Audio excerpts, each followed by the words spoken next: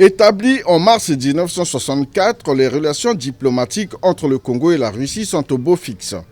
Elles se caractérisent par le soutien des candidatures au sein des organisations internationales et par l'échange régulier des délégations officielles des deux pays. Régie par l'accord du 31 janvier 1986 et s'inscrivant dans le cadre de celle qui existait depuis l'époque de l'ex-URSS, Union des républiques socialistes soviétiques, les relations de coopération entre le Congo et la Russie sont instituées par la Commission intergouvernementale mixte de coopération économique, scientifique, technique et commerciale. Elle couvre plusieurs domaines, à savoir l'énergie, les mines et hydrocarbures, la formation supérieure, les finances, la défense et la sécurité, l'agriculture, le développement industriel et la promotion du secteur privé, la communication, les postes et télécommunications. C'est dans le cadre du raffermissement et de la consolidation des relations entre les deux pays que le président de la République, Denis Sassou Nguesso, a effectué plusieurs visites d'amitié en Russie. Les dernières en date remontent à mai 2019 où il s'est exprimé à la Douma, le Parlement russe, et s'est entretenu au Kremlin avec le président de la Fédération de Russie, Vladimir Poutine, avant celle d'octobre de la même année où il a participé au premier sommet Russie-Afrique dans la ville balnéaire de Sochi. Ainsi, la visite de travail que le ministre russe des Affaires étrangères, Sergueï Lavrov, effectue au Congo du 24 au 25 juillet 2022 est le signe de la vitalité des liens d'amitié et de coopération qui existent entre les deux pays. Signalant que l'Égypte sera la première étape de la visite de Sergueï Lavrov en Afrique. Le chef de la diplomatie russe sera donc reçu à Oyo dans le département de la Cuvette par le président de la République Denis Sassou Nguesso.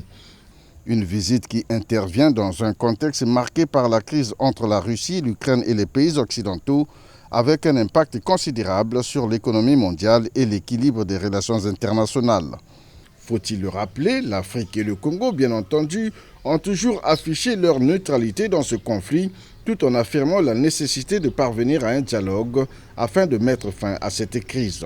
Déjà lors de sa prise de parole à l'Union africaine en juin dernier par visioconférence, le président ukrainien Volodymyr Zelensky avait appelé les dirigeants africains à s'impliquer dans la recherche de voies de sortie de crise, tout en insistant sur les dégâts causés sur son pays, ainsi que la crise énergétique, commerciale et alimentaire qui en résulte.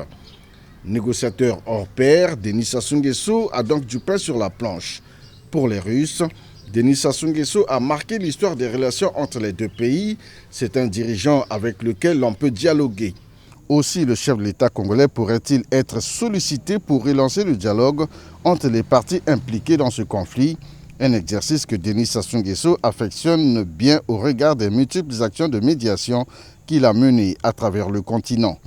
Personnalité respectée par la communauté internationale dans un pays équilibré comme le Congo, Denis Sassou Nguesso s'est en effet investi dans la recherche de solutions de paix en Côte d'Ivoire, en Centrafrique, au Soudan, en République démocratique du Congo et actuellement en Libye, en sa qualité de président du comité de haut niveau de l'Union africaine sur la Libye.